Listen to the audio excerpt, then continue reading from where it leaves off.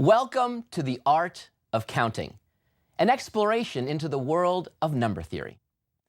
The study of numbers, an area of mathematics now known as number theory, dates back to antiquity. Through the intervening millennia, creative and curious people around the world have pondered the meaning and nuance of numbers. Today, number theory is one of the exciting and active branches of modern mathematics that has seen great breakthroughs, such as Fermat's last theorem, great applications, such as public key cryptography, and great open questions, such as the Riemann hypothesis, a complete and correct proof of which would entitle its author to a $1 million prize. In this course, we'll begin at the very beginning and delve into the basic structure of numbers, and then move into the study of surprising and stimulating results that have both tickled and confounded humankind for thousands of years. Beyond the ticker tape of numbers that possess clear and elegant patterns, we'll explore the enigmatic prime numbers. We'll discover the synergy between rational and irrational numbers. We'll visit the world of algebraic and transcendental numbers. And we'll journey into several modern areas, including elliptic curves, a critical key to unlocking the proof of Fermat's last theorem over 350 years of work. While some mathematical confidence would be helpful for our lectures, we'll always paint a big picture of the main ideas in an accessible and non-technical fashion before celebrating the intriguing and delicate details. In this opening lecture, we'll take our first steps into the abstract world of number theory and see how it fits in within the larger mathematical landscape. We'll come to view mathematics as a living and growing intellectual pursuit, and mathematicians as both artists creating new worlds and as explorers attempting to build better understanding of our universe. Throughout their scholarly journey, mathematicians navigate through the subtle and narrow confines of truth. Mathematicians create conjectures, which is really just highbrow verbiage for educated guesses. These conjectures are either proven to be true, in which case they're awarded the title theorem, or a counterexample is discovered, demonstrating that the conjecture, in its generality, is actually false. If true, then the mathematical mind asks if the result can be extended or generalized. If false, the mathematician wonders if the statement can be salvaged. That's how the frontiers move forward. Here we'll describe this intellectual exploration and how it allows the frontiers of mathematical knowledge to genuinely move forward. Number theory is one of the oldest and most important branches of mathematics. At its very essence, number theory is the study of the natural numbers, the numbers 1, 2, 3, 4, and so on. More precisely, it is an intellectual discipline concerned with the arithmetical structure of the natural numbers and the extensions and generalizations of these numbers. Now, while many people may believe that all of mathematics is understood, in this course, we'll see that mathematics in general, and number theory in particular, are ever-evolving works in progress. And, just as with other artistic pursuits, are driven by the fashion and tastes of today's practitioners. In this lecture, we'll offer a window into the mathematical culture and then introduce some of the main branches of number theory, foreshadowing our journey ahead. After this overview of number theoretic ideas that we'll encounter throughout our course, I thought we'd close with a proof of our first mathematical truth, the whimsical theorem, if you will, asserting that every natural number is, in fact, interesting. Well, as we enter the world of numbers, we first consider the motivation for number theory. We begin with the counting numbers, which we call the natural numbers. They're the numbers 1, 2, 3, 4, and so forth, and they'll follow us throughout our entire journey. Now, numbers slowly evolved from useful tools to objects of independent interest.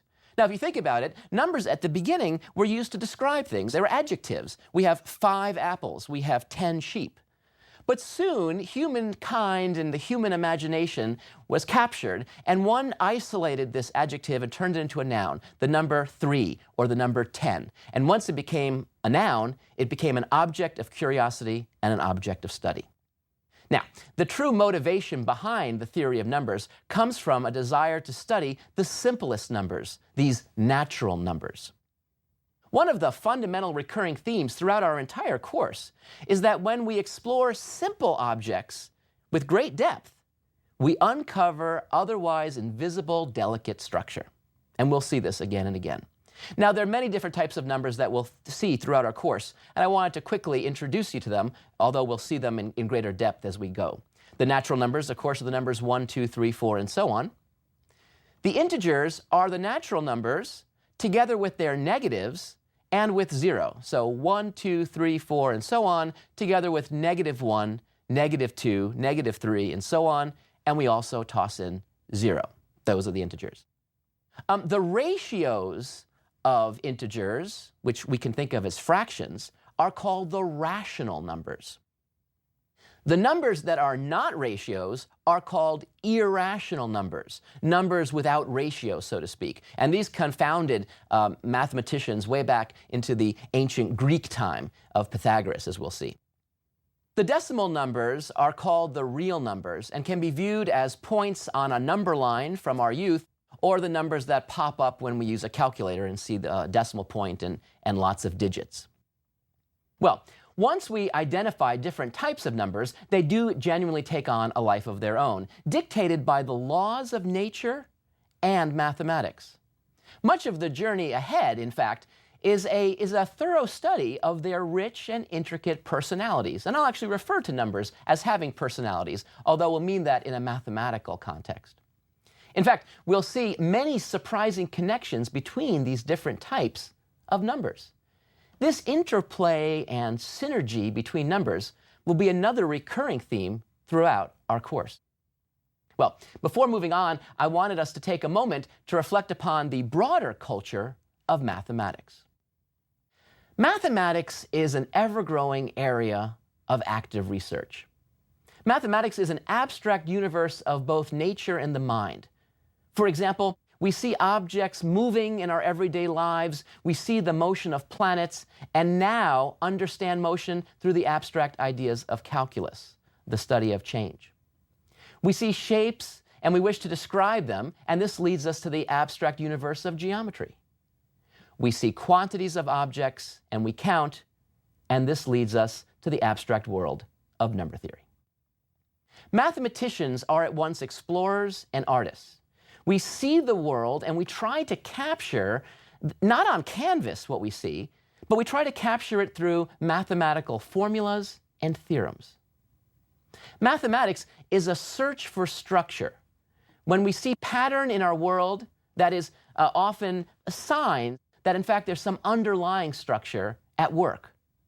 So our quest in mathematics is to identify this underlying structure that explains the patterns we see. Once we develop the structures and explain the patterns in the real world, we often find new abstract structures and patterns within the mathematics itself, which may have obvious connections with our original inspiration. I now want to say a word about how we move the frontiers of mathematics forward.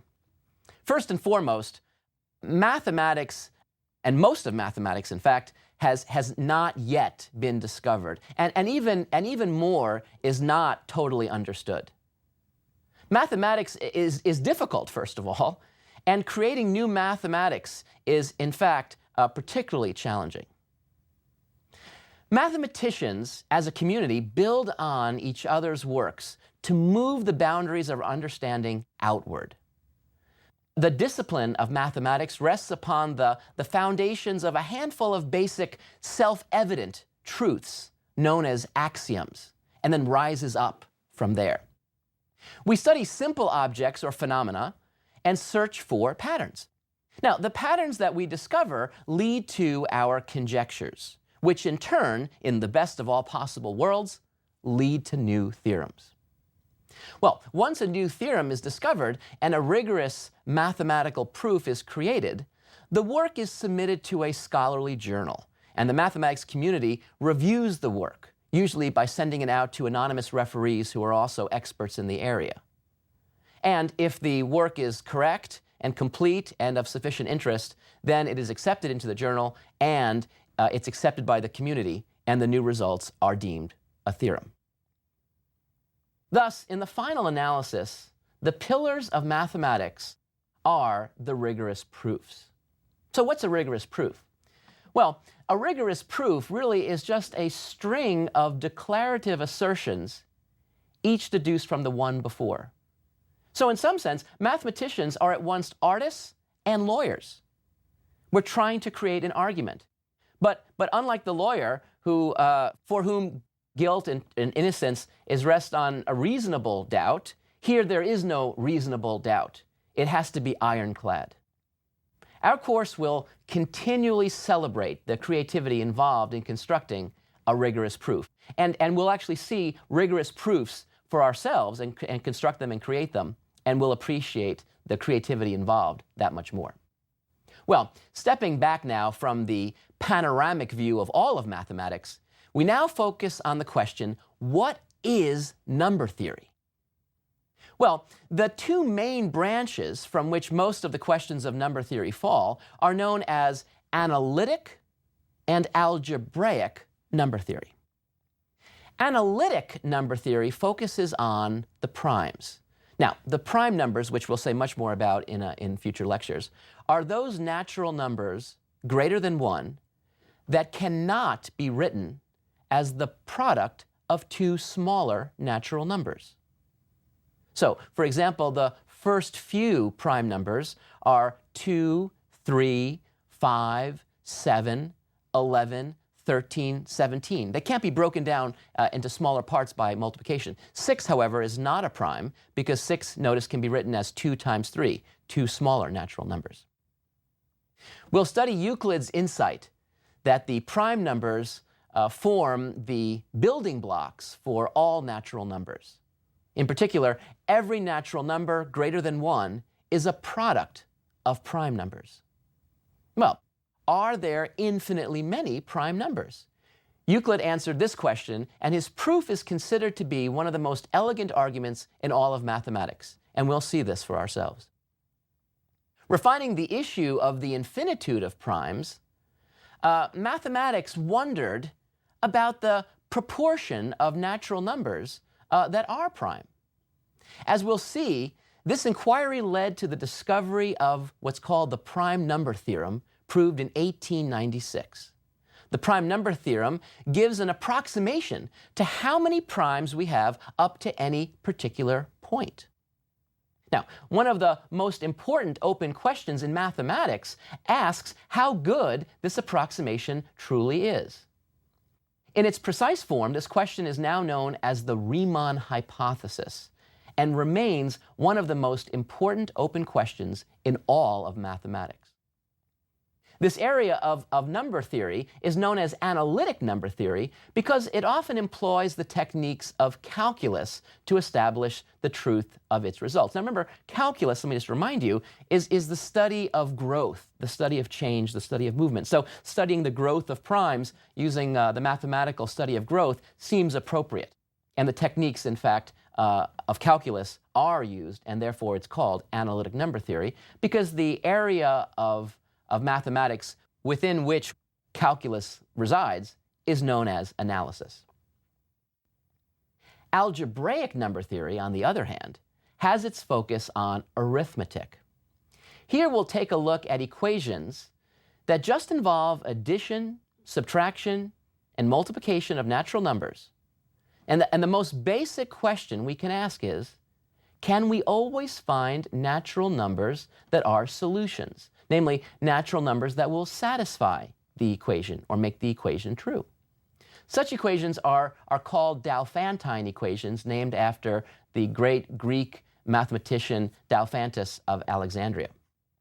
For example, if we consider the equation that arises from the Pythagorean theorem that equation that we saw quite a while ago in our grade school days, x squared plus y squared equals z squared. Remember that x squared just means x times x. Then we see that if x takes on the value 3, if y equals 4, and z equals 5, well, these are natural numbers, and notice they satisfy this equation. For if we take 3 and we square it, that's 3 times 3, that gives us 9. If we take 4 and we square it, that's 4 times 4, that's 16. And 9 plus 16 is 25, which notice is indeed 5 squared. So we have a solution. And in fact, a solution where all the unknowns are natural numbers. Well, are there other solutions? Are there infinitely many? These are the questions that we face. As we'll see, the famous Fermat's last theorem states that a generalized version of the Pythagorean equation has no natural number solutions. Finding a complete proof of this assertion remained one of the most prized open questions in mathematics for over 350 years, until it was finally established in the mid-1990s, which actually indicates and provides us with a wonderful life lesson that number theory and mathematics teaches us, which is that we should really always be very, very tenacious and never give up. Tenacity is quite often the best way to combat difficult, challenging issues. Never, never give up, because in fact, the solution might be right around the corner. And we'll see this theme occurring in our course. The study of solutions to equations of types of equations will actually lead us to discover a generalized notion of integers, and in turn, a generalization of the prime numbers. Well, because this area of number theory is inspired by a search for solutions to equations, it is known as algebraic number theory, because we use the algebra that we're used to seeing from our youth to look at solutions. Given that both analytic and algebraic number theory involve the study of primes and their generalizations, it will not be surprising to discover an important interplay between these two branches of the theory of numbers, and we'll see that interplay for ourselves. Well, now I want to offer a few vignette scenes of the vistas ahead in our journey through number. We'll open with an excursion into elementary number theory. Now, elementary here in mathematics doesn't mean easy. It means that the questions can be posed and can be understood by many people, and the solutions don't involve very advanced mathematics, but instead a very clever coupling of ideas together. We'll discover some interesting patterns involving the natural numbers. Now, these attractive patterns not only hold an independent aesthetic appeal, but are also extremely important tools required to understand the deeper ideas of number theory to come. So we'll be building the foundations. In addition, these early expeditions into pattern will provide us with the opportunity to create our own conjectures and to gently introduce us to the world of rigorous proof. In some sense, we'll enter the world of rigorous proof at the shallow end and slowly move into the deeper, more interesting end of the number theory pool. Well, we'll then turn to analytic number theory, and here we'll formally introduce the prime numbers and study their central role in the universe of number. Next, we'll see a different method of calculation known as modular arithmetic. Modular arithmetic is really nothing more than clock arithmetic. For example, if we add 3 hours to 11 o'clock, our clock would show 2 o'clock. So we somehow came around after 12 and started over again. This is the arithmetic of cycles. Combining the properties of primes with the clock arithmetic that we'll develop, we'll discover a world of arithmetic involving division that focuses on remainders rather than quotients. As we'll see, this classical study holds one of the most important modern applications of number theory: public key cryptography, which is the fundamental and foundational feature that occurs in all modern digital communication. We use it all the time. This will naturally bring us to algebraic number theory, whereby searching for simple solutions to certain equations, we'll come upon parallel universes of number that will cause us to rethink the basic arithmetic and mathematics that we were taught in school. Next, we'll see the potent combination of algebra and geometry as we explore the modern area known as algebraic geometry. Here we'll discover an important connection between solutions to certain equations and points on certain curves. The interplay between number theory and geometry is one of the most profound areas of current research in number theory today. We'll then move to the mysterious world of algebraic and transcendental numbers. Here we'll wonder if there are numbers beyond those that are the solutions to the equations we considered in algebraic number theory. And we'll see the answer is yes. This issue remained unresolved for thousands of years until the definitive answer was finally found in the mid-1800s, which in the scope of mathematical history was essentially yesterday. We'll then close the course by considering how we can represent numbers. Beyond writing numbers as familiar decimals, we'll discover an alternative manner to express numbers that is much more sympathetic to number theory inquiries. This manner of expanding numbers allows us to build insights into many phenomena, from why 22/7 so closely approximates the number pi, and then extends to why we have a 12-note chromatic musical scale. So we'll see many features that come clear by just looking at how we represent things. Throughout the course, we'll offer applications and stories both famous and whimsical that will not only enhance the number theory at hand, but will provide a context within which we can better appreciate our discoveries within the world of number. Well, before closing this introduction, I wanted to make a few personal remarks. Now, I'm a number theorist, and therefore I'm particularly excited about the prospect of sharing this incredible universe of number with you. So in my research, I'm actually proving new theorems in number theory, and so this is something that's near and dear to my heart. Number theory, in fact, really is indeed one of my intellectual passions. For one thing, the questions are often very easy to pose, and yet the questions involve answers that might elude humanity for thousands of years. I believe that numbers are intriguing objects of nature and our imagination. They're at once basic and profound. I'm also drawn to the creativity and originality involved in crafting arguments. That is, rigorous proofs that we'll see again and again. The proofs that we'll see throughout our course, in fact, will together paint an abstract portrait of beauty and detail. Now, there will be moments of technical detail, some of which will have algebraic components. Now, there's a wonderful quote due to my late friend, the 20th century mathematician Giancarlo Rota, who spent most of his career at MIT. And here's what he said about mathematics. A mathematician's work is mostly a tangle of guesswork, analogy, wishful thinking, and frustration. And proof, far from being the core of discovery, is more often than not a way of making sure that our minds are not playing tricks on us. So a wonderful quote that really captures the spirit of what we do in mathematics. Number theory can be frustrating, but I urge you not to get bogged down in the details if that's not of interest to you. Instead, I urge you to take it all in at once and let the ideas leave you with an impressionistic sense of the arguments. In fact, I propose that we should view mathematical proofs as a style of art, perhaps a style with which many are not familiar. When we first look upon the works, they look jumbled, confusing, abstract, and challenge our senses. I urge you to stay the course.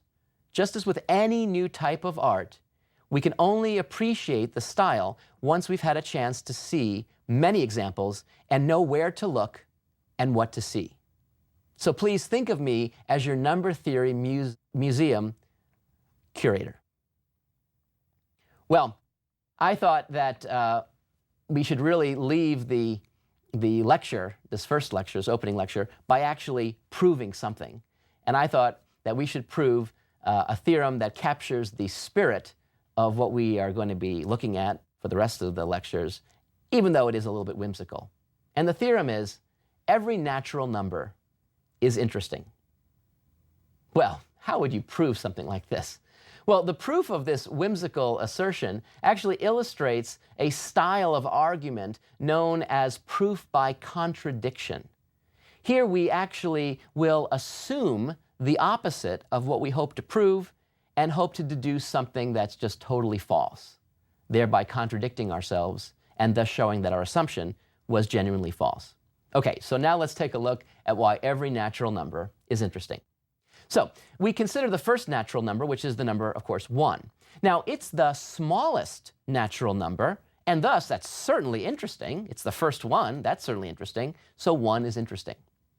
Now, the next natural number is 2, and notice that's the smallest even natural number, which is certainly interesting. Also, by the way, 2 is the first prime number, which is really interesting. So we see that both 1 and 2 are indeed interesting. Okay.